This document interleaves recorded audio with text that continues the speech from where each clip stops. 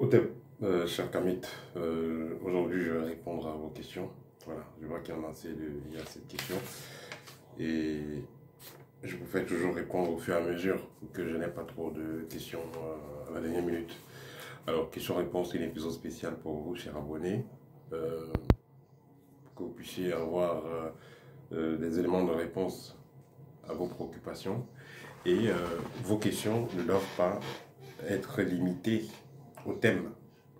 Voilà, donc vous avez des questions, laissez-les en bas dans l'espace réservé aux commentaires sur questions-réponses, sur cette vidéo par exemple, ou bien sur une vidéo récente, et je répondrai. Voilà, je le ferai chaque semaine, autant que se peut. Alors, la première question, est-ce que vous pouvez faire une protection contre un sorcier de la famille? Vous avez un parent qui est sorcier, est-ce qu'il y a une protection particulière que vous pouvez faire? Il y a des protections que vous pouvez faire, mais il faut comprendre que la personne qui est sorcière dans la famille, généralement, c'est quelqu'un qui est plus âgé que vous, quelqu'un qui a plus d'expérience que vous. Voilà, donc c'est un jeu d'échecs et maths. Et si vous n'avez pas les bonnes clés, si la personne vous vraiment votre peau, il peut vous avoir.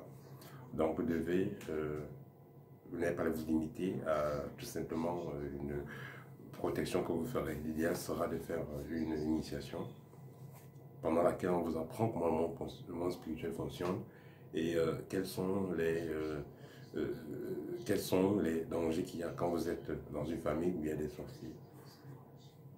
Nous avons cette formation dans l'école, par exemple la formation libre, on vous prépare par rapport à cela. Parce qu'on a vu des gens, ils ont fait des blindages, ils ont des gris-gris et tout ça. Ils ont passé le temps à se protéger, la maman, elle amène les enfants de marabout à marabout pour les protéger, mais pour finir, la maman décède, les enfants décèdent même. Donc voilà, on se demande à quoi ça aurait servi. Parce qu'il y a des lois spirituelles. Et le mieux, c'est de s'initier, afin de comprendre comment les choses fonctionnent. Par exemple, hein, quand vous vivez dans la maison d'un sorcier, il peut arriver les cas où vous vous trouvez à table ensemble. Comment vous devez vous comporter à table? La personne peut prendre sa nourriture, donner à l'enfant, mange. La personne peut prendre la nourriture de l'enfant, il mange. Donc il y a des choses qu'il faut comprendre. Quand vous avez compris ça, voilà, vous pouvez vivre votre existence en paix.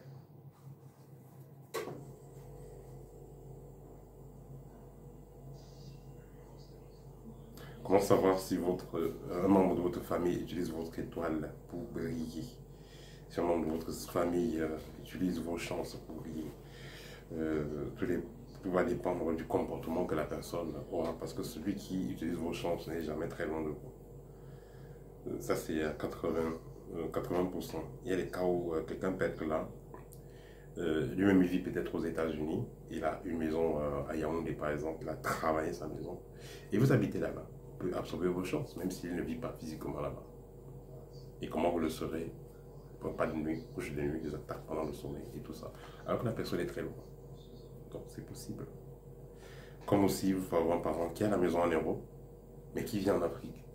L'enfant vit en Europe, mais le parent est déjà arrivé physiquement dans la maison, il a fait les rituels avant de partir. Donc il réussit à le contrôler à distance. Donc tout ça, c'est le plus important. Pour mieux comprendre ça, c'est mieux de prendre une consultation, pour connaître tout le temps des choses. Peut-on purifier l'argent reçu par un sorcier en faisant par exemple les dons à l'église ou en donnant l'argent au SDF? Vous donnez l'argent à l'église, ça ne vous purifie en rien parce que l'église, ce n'est pas la maison de Dieu. Ne pensez pas que vous avez donné quelque chose à l'église, vous avez donné à Dieu. Ce n'est pas possible. Vous mourrez, vous laissez vos biens à l'église. Voilà. Ce n'est pas à Dieu que vous avez donné. Faites très attention.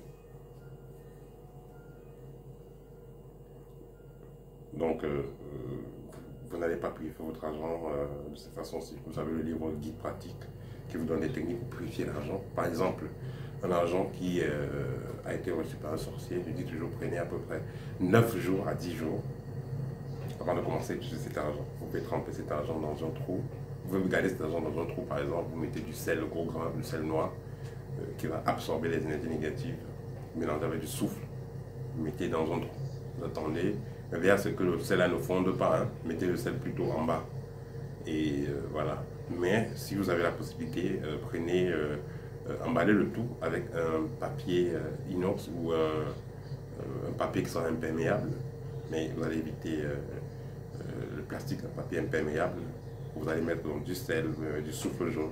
Vous allez enterrer ça pendant à peu près 9 à 10 jours et après, vous pouvez commencer à utiliser. Il y a plusieurs techniques, mais ça, c'est la méthode la plus simple. Parce que si vous êtes pressé, vous utilisez vite cet argent, vous pouvez avoir des problèmes.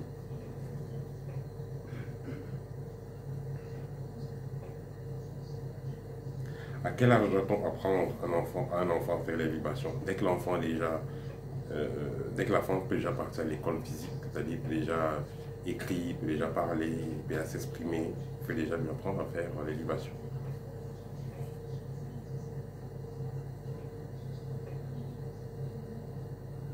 Un initié peut-il détecter l'argent magnétisé? Bien entendu, en tant qu'initié, vous pouvez détecter l'argent magnétisé. Vous pouvez bel et bien détecter l'argent magnétisé.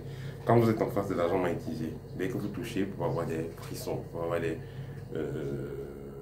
vous pouvez ressentir parfois même comme il y a des verres dans votre corps qui marchent, vous pouvez ressentir les maux de tête, vous pouvez ressentir des nausées, vous pouvez ressentir même le corps qui commence à chauffer, vous pouvez commencer à ressentir le stress, vous pouvez commencer à ressentir le corps qui démange.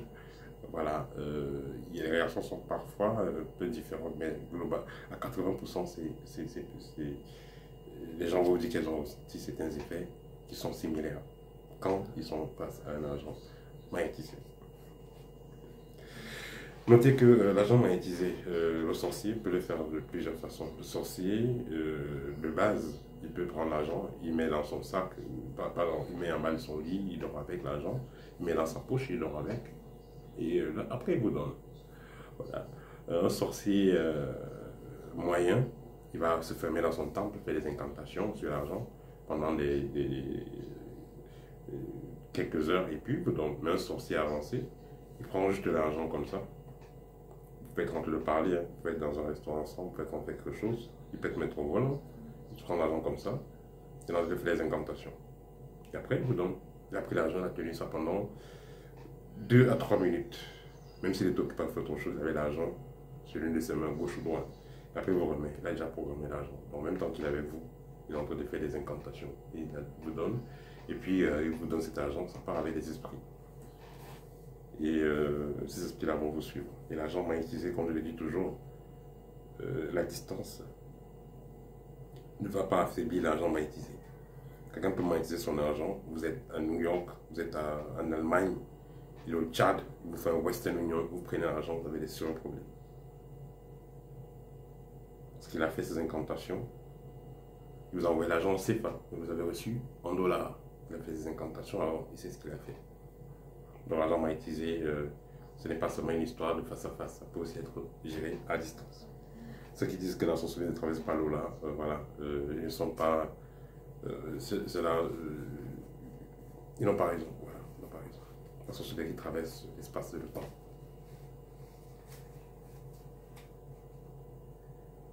Un prêtre peut-il démagnétiser de l'argent? Oui, un prêtre peut démagnétiser de l'argent. D'ailleurs, les prêtres reçoivent l'argent chaque dimanche. Ils travaillent sur cet argent. Ils le savent, il y a des gens qui viennent aussi faire ce qu'ils viennent faire. Ils travaillent aussi sur cet argent pour l'utiliser.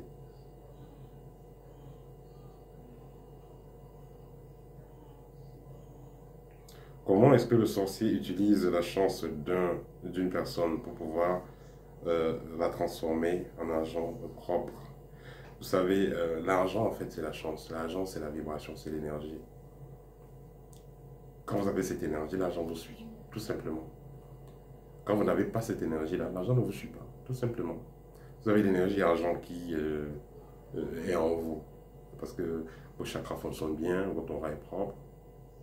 Automatiquement, vous aurez la facilité d'attirer l'argent vers vous et la facilité de garder l'argent. Quand vous n'avez pas cette énergie, vous allez toujours perdre de l'argent. Vous allez prendre l'argent, dépenser comme si ça n'avait pas de valeur. Vous allez toujours être en train de mendier. Même si vous avez vous, même si vous avez une certaine somme d'argent, ça va vous énerver. Vous aurez seulement envie de dépenser ça. C'est pourquoi plus quelqu'un est riche, plus quelqu'un a de l'argent, va gérer plus aussi. Il est chargé de cette énergie argent. Parce que s'il n'a pas cette énergie-là, il ne peut même pas supporter cet argent. Il dit toujours, il y a des gens, si vous voulez qu'ils meurent avant un mois, donnez-leur une certaine force de son argent. Ce n'est pas de la sorcellerie, c'est juste que Ils vont prendre cet argent-là. Chaque jour, ils vont boire de l'alcool violent, ça va les perforer, ils vont mourir. Soit ils vont aller en boîte de nuit dans les clubs, aller provoquer, chercher des problèmes parce qu'ils ont trop d'argent, ça les dépasse. Soit ils peuvent se faire un cadeau, ils peuvent s'acheter un hélicoptère, une Lamborghini, ne sait pas conduit par ceci, par Coin, voilà. Parce qu'il n'a pas eu de maîtrise. Donc l'argent, les ancêtres peuvent bien faire en sorte que vous ayez de l'argent. Mais il faudrait que vous soyez capable de gérer cet argent. C'est pourquoi vous devez d'abord travailler sur la vibration d'argent avant que l'argent vienne. Et là, vous allez gérer toute somme d'argent que vous avez. Gérer le million, c'est pas comme gérer le milliard, entre guillemets. Et gérer déjà le million, c'est pas comme gérer des centaines de millions. Donc voilà. Que pensez-vous du maître Sango Montana? Je dis que Sango Montana, c'est un chercheur camerounais, j'ai eu à voir quelques de ses vidéos. C'est un chercheur qui conseille tout simplement la jeunesse. Et dans tout un chacun, il y a le bon côté, le mauvais côté, mais on va regarder le bon côté.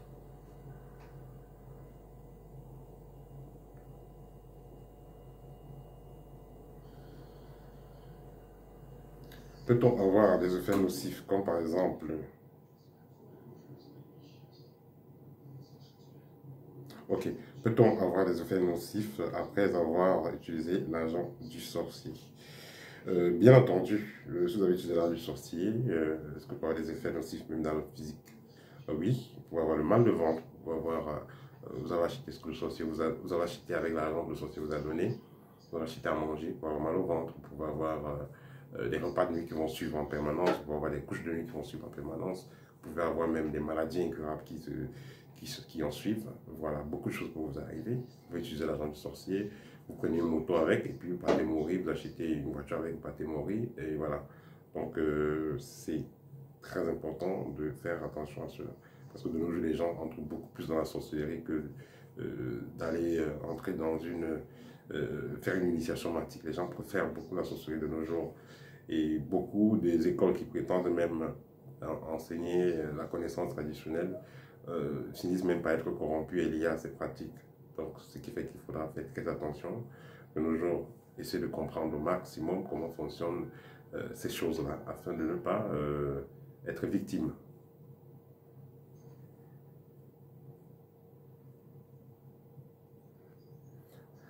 Dernière question, pourquoi est-ce que à l'ouest du Cameroun, on ne veut pas que les gens voient le corps des chefs? Pourquoi est-ce qu'on n'enterre pas, on n'expose pas le corps des dépouilles des chefs, qu'on expose les dépouilles de tout le monde? Ce qui se passe dans la tradition bamileke, chez l'ouest à la base, voilà, c'est que quand le chef décède, il se fait décapiter. Donc quand le corps est encore chaud, il est en train de décéder. Déjà avant qu'il ne décède, il avait déjà fait part à ce secret, il savait déjà. Les 7, donc ceux qui sont là, parce qu'il y a les 7, il y a les 9, donc ceux qui ont vraiment la puissance, les prêtres du chef vont se réunir et avant qu'on savait déjà qu'il va mourir dans quelques jours, même pas dans quelques heures. Et la famille proche, peut-être sa femme ou ses femmes, ils ne sont pas au courant. Dans certains cas, il peut peut-être dire à son fils et tout, en parabole, que les gens ne se fait pas, mais il savait déjà qu'il va partir. Et qu'est-ce qui va se passer? Les membres de la société secrète vont se réunir autour de son corps. Il est mort, le corps est encore tiède, on va dire. Ils vont le décapiter. Après, il est encore chaud. Ils vont le décapiter avec une feuille de bananier. Ils vont mettre la tête emballée et aller garder. Et le reste du corps, là, on va enterrer. C'est pourquoi il n'expose pas le corps du chef, parce qu'on l'a décapité. Après, la conscience du chef sera captée et gardée dans une petite statuette de 15 cm à peu près. Cette statuette sera utilisée quand il y aura des rituels sérieux à faire. Et le nouveau chef aura les clés pour pouvoir utiliser les statuettes qui renvoient aux consciences des autres chefs. Lui-même, il n'aura pas le droit d'utiliser ces statuettes-là, n'importe comment. Voilà. C'était tout pour aujourd'hui. Si vous avez besoin d'une consultation en privé, que ce soit l'un de mes livres, Livre guide pratique à des rayonnés, ou même d'une formation, ou aussi il y a des produits de purification des parasitages, purification de votre maison, des parasitages, de votre aura et tout ça. Des écoles traditionnelles, 100% traditionnelles qui viennent après et tout ça. N'hésitez pas à me contacter. Voilà, mon contact est là, dans l'espace de description de la vidéo. Au TEP, et à très bientôt.